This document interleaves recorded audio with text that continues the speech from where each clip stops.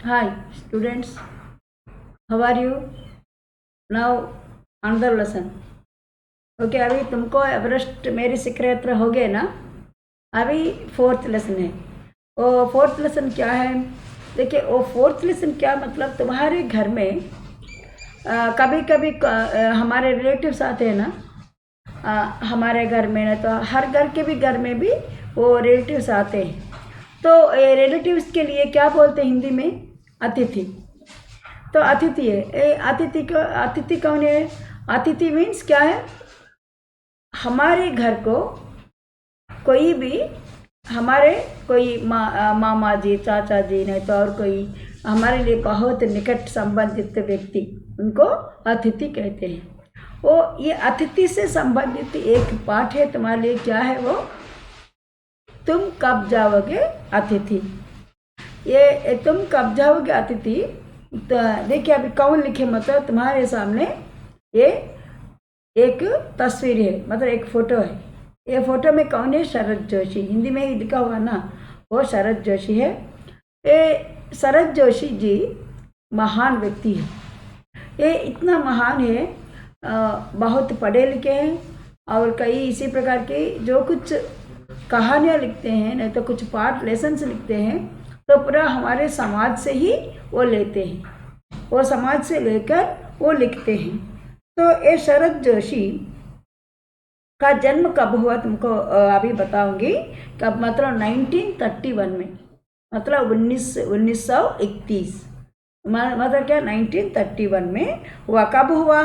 21 मई मतलब 21 मई 1931 में वो पैदा हुए। कहाँ पर पैदा हुए? कहाँ पर? वेर? कहाँ पर मीन्स मध्य प्रदेश में उन्नाव नामक एक जिले में वो पैदा हुए हैं। वो मध्य प्रदेश में उन्नाव एक गांव का नाम, जैसे विशाखापट्टनम है ऐसे उन्नाव वो गांव का नाम है। वहाँ पर वो पैदा, वो गांव नहीं है, शहर मतलब सिटी है। वो सिटी में पैदा हुए हैं।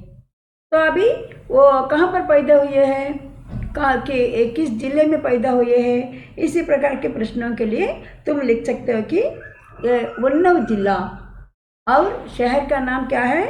वो शहर का नाम क्या है? ये उन्नाव शहर है और मध्य प्रदेश में, वो मध्य प्रदेश में पैदा हुए हैं। तो अभी क्या है, ये कब पैदा हुए हैं वे? कब मतलब ये 1931। कब है वो? 1931 में कब है? 21 मतलब 21 मई 1931 अभी मई उनका जन्म हुआ है। ये हो गया। अभी तक तुमको पता चला है। वो ये शरद जोशी जी क्या है, बचपन से भी वो उनको पढ़ाई में बहुत गहरी क्या है, उनके लिए बहुत इच्छा थी बहुत अधिक पढ़ने के लिए। इसीलिए वो कुछ बहुत अधिक समय वो पढ़ने में वो लगे रहते थे। और क्या है, वो जीवन में जितने समय वो जिए उतने समय बहुत सारे लिखे करते थे, कुछ ना कुछ लिखते थे। तो अभी वो क्या है, वो उसमें क्या करते थे मतलब कुछ व्यंग्य मतलब क्या है, क्रिटिसिज्म जैसे उसी प्रकार की वो पार्ट वो सोसाइटी में हमारे समाज में जो हो रहा है उसी के अनुसार वो लिखे करते थे। वो क्या है, अभी शरद जोशी वो प्रमुख व्यंग्य कृतियाँ मतलब वो व्यंग्य रूप से, व्यंग्य मतलब क्या है, हमारे समाज में हमारे आगे कुछ बताते हैं और कुछ करते हैं और कुछ महान अच्छे अच्छे बात क्या कहते हैं और वो नहीं करते हैं। तो इसी प्रकार के जो होता है उसको व्यंग्य बोलते हैं। तो ये व्यंग्य कहानी को वो लिखे हैं, अधिक व्यंग्य कहानी वो लिखे हैं। अब देखिए अभी इसमें क्या व्यंग्य किया है। व्यंग्य मतलब यहाँ कौन सी वो अच्छे अच्छे एक का ये कहानियाँ क्या मतलब दूसरी सतह एक उनका बहुत अच्छा ग्रंथ है और उसमें एक अच्छा व्यंग्यात्मक कहानी है। और क्या है ये रहा किनारे क्या बैठ, एक भी वो कहानी है। रहा किनारे बैठ एक उनका एक बृहत्तर कहानी है। अब इसके साथ साथ और भी कुछ अच्छे अच्छे वाला लिखे हैं। वो क्या वो क्या मतलब देखिए अभी, ये शरद जोशी जी का भाषा अत्यंत सरल है, सरल और सुंदर है। तो ये उनकी तो क्या धर्म के अध्ययन किए, बहुत धार्मिक अध्ययन, और क्या किए, ये पूरा अच्छे से वो क्या लिखना चाहते थे, वो क्या कहना चाहते थे, वे सभी भी वो कहे हैं।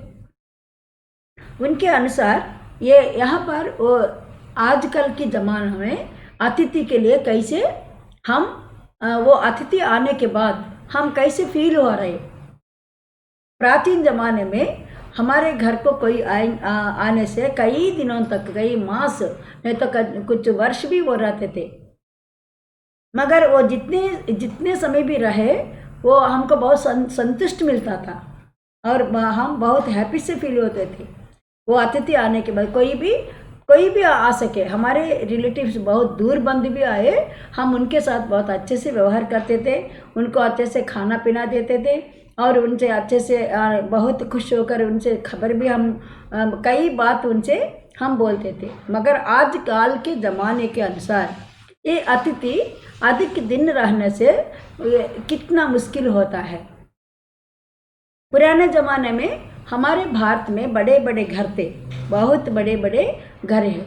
वो घरों में वो अतिथि लोग जब तक रहते हैं तभी तक उनके लिए व्यवस्था बहुत अच्छा कर पाते थे। मगर आजकल के घर क्या है, डिब्बे जैसे, मतलब छोटे छोटे घर हैं और वो घर में अतिथि रहने के लिए इंतजाम करना बहुत मुश्किल होता है। तो वो क्या है, ये अतिथि के लिए अलग रूम देना, उनको पूरा खाना की व्यवस्था करना सभी बहुत मुश्किल होता है आजकल के ज़माने में। क्योंकि आजकल क्या है, सभी कोई भी सस्ता नहीं है, सभी कॉस्टली है। तो कुछ लोग क्या करते हैं, उनके लिए मंथली इनकम कम होता है। वो मंथली इनकम मतलब क्या, मासिक आमदनी, मतलब वो मंथली इनकम कम होता है। तो ये कम होने के कारण क्या होता है, उनको ये अतिथि को संभालना बहुत मुश्किल होता है। इसीलिए क्या है, वो ये सभी दृष्टि में रखकर शरद जोशी जी अपने वो खुद से वो कैसे वो फील हुए, अतिथि उनके घर में आते समय वो कैसे फील हुए, वो फीलिंग ही एक कहानी है। तुम कब जाओगे अतिथि, तो अभी इसी प्रकार की फीलिंग है। वो अपने आप से एक कहानी अभी बोल रहे।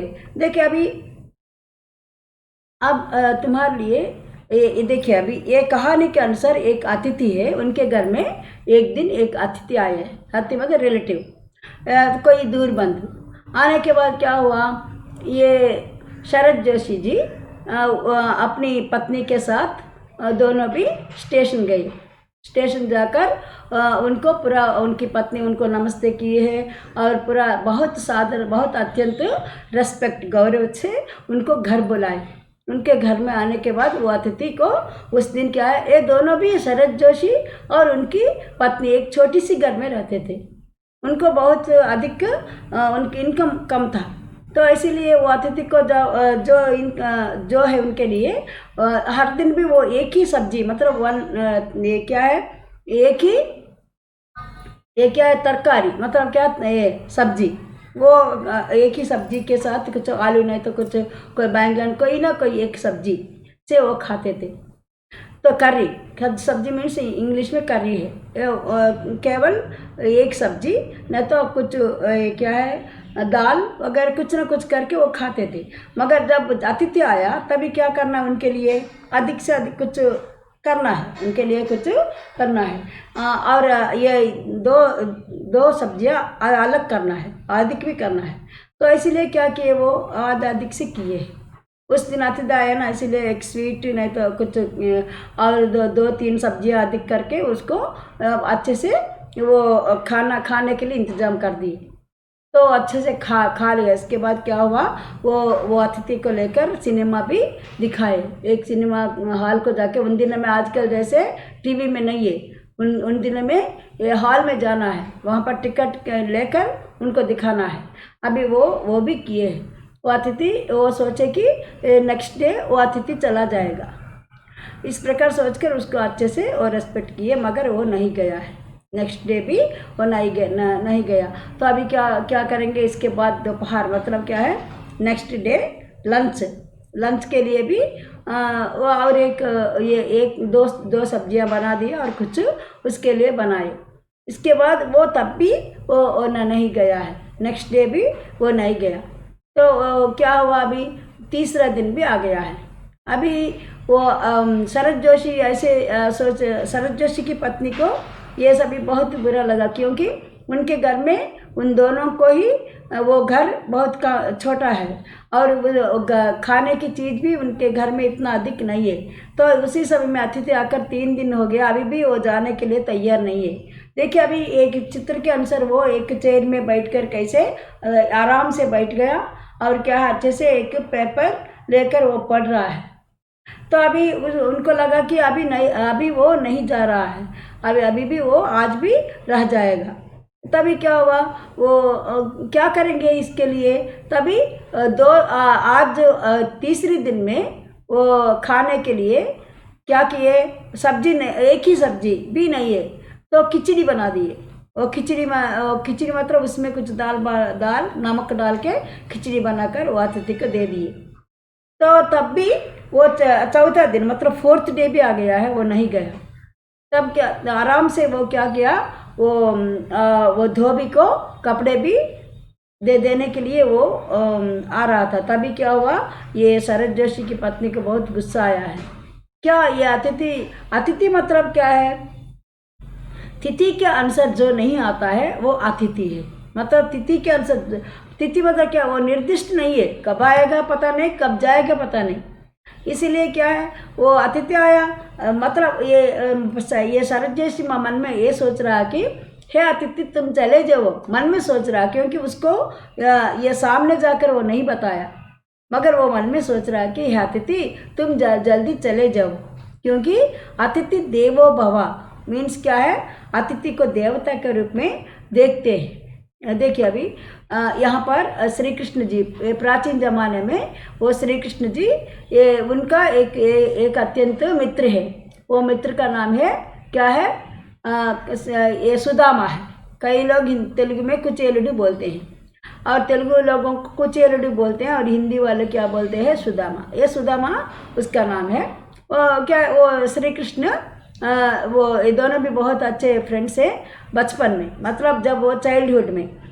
ये दोनों भी एक गुरुकुल में ही वो दोनों विद्याभ्यास किए, मगर वो दोनों जब बड़े हो गए, श्री कृष्ण एक राजा बन गया है और कुचेल बहुत गरीब बन गया है। होने पर भी क्या हुआ, ये दोनों में बहुत रिश्ता है ना, रिश्ता मतलब क्या है, फ्रेंडशिप है।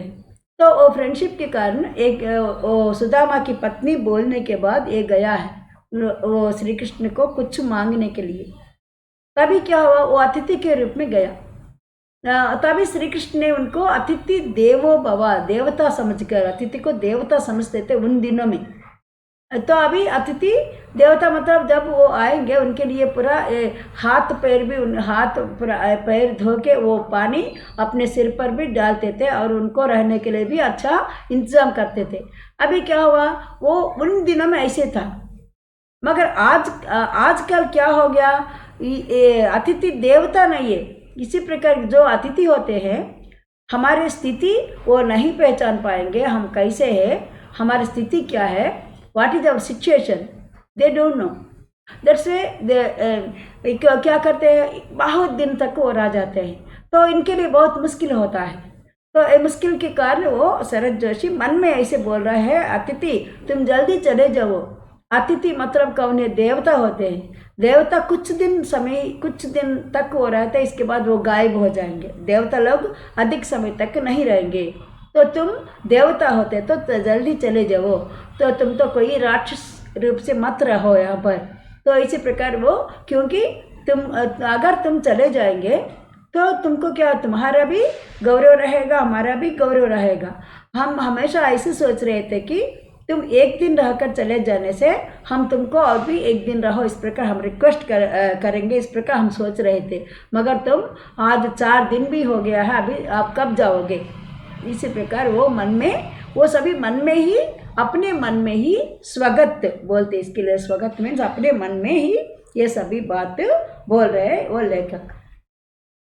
तो अभी क्या है इस प्रकार इसके बाद वो क्या बताया कि अगर वो शरद जोशी अपने मन में और भी सोच रहे कि है अतिथि तुम जल्दी जाने से हम तुमको रुकने के लिए बहुत तुमको बार बार रुको रुको इस प्रकार बोलते थे, मगर तुम तो अभी तक तो जाने के लिए भी तुम सोचते नहीं। कैलेंडर पर सामने कैलेंडर है, देखिए अभी वो सामने कैलेंडर है, देखिए अभी ये बिग पिक्चर में वो कैलेंडर भी वहाँ पर दिखाई पड़ रहा। वो कैलेंडर है, एक एक दिन व दिन एक एक पन्ना मतलब एक एक पेज पीछे जा रहा, एक एक दिन पीछे जाने पर भी वो अतिथि नहीं जा रहा है। तो इसीलिए वो बोल रहे हैं कि ये तो पन्ने एक कैलेंडर में एक पन्ने भी वो पूरा पीछे जा रहा है, मगर आप कब जाएंगे, जल्दी चले जाओ। इस प्रकार की वो ये अतिथि के बारे में एक प्रकार की व्यंग्यात्मक कहानी लिखे हैं। तो क्या है अंत में वो क्यों मतलब वो लिखे, ये कहानी लिखने में उनकी एक उद्देश्य है। क्या मतलब हर घर बहुत बड़ा नहीं होता है, तो हर की स्थिति एक समान नहीं होती है। कुछ लोग क्या करते हैं अपने लिए ही ये मंथली इनकम के लिए वो कैसे उनको खर्च करना है, कैसे रखना है, ये सभी भी सोचते हैं, उसी प्रकार रहते हैं। मगर कोई अतिथि आ जाने के बाद क्या होता है उनके लिए इनकम के अनुसार अगर खर्च नहीं होता तो उनके लिए ऋण हो जाता है, बाहर लाना पड़ेगा। तो इसीलिए क्या है वो अतिथि के लिए इस प्रकार व्यंग्यात्मक कहानी वो लिखे हैं यहाँ पर। समझ में आया तुमको? अभी क्या है ये अतिथि के लिए वो क्या बताया अभी, क्यों ये अतिथि का मतलब क्या है? अभी तुमको पता अतिथि का अर्थ होता है तिथि के अनुसार जो नहीं रहता आता है। और क्या है तिथि के मतलब क्या है, उनके देयर इज नो टाइम। वो और क्या है अभी तिथि के अनुसार वो कब जाएगा पता नहीं, कब आएगा पता नहीं, उसको अतिथि बोलते हैं, निर्दिष्ट नहीं होता है उसके लिए। तो अभी ये लिखने वाला कौन है अभी, वो क्या है शरद जोशी जी। वो शरद जोशी क्या इसी प्रकार व्यंग्यात्मक कहानियाँ लिखने में वो सर्वश्रेष्ठ है।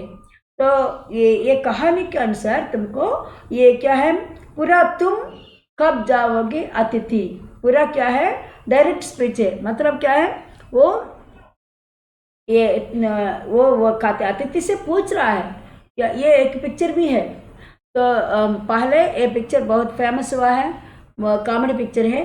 तो वो पिक्चर का नाम होता है अतिथि तुम कब जाओगे, पिक्चर का नाम है। हमारे पाठ का नाम है तुम कब जाओगे अतिथि, ये है।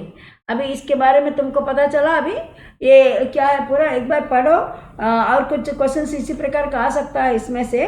देखिए अभी वो लेखक है शरद जोशी के बारे में, उनका जन्म कब हुआ, उनकी मृत्यु कब हुई, वो कहाँ पैदा हुए, और क्या उसी प्रकार के कुछ आता है।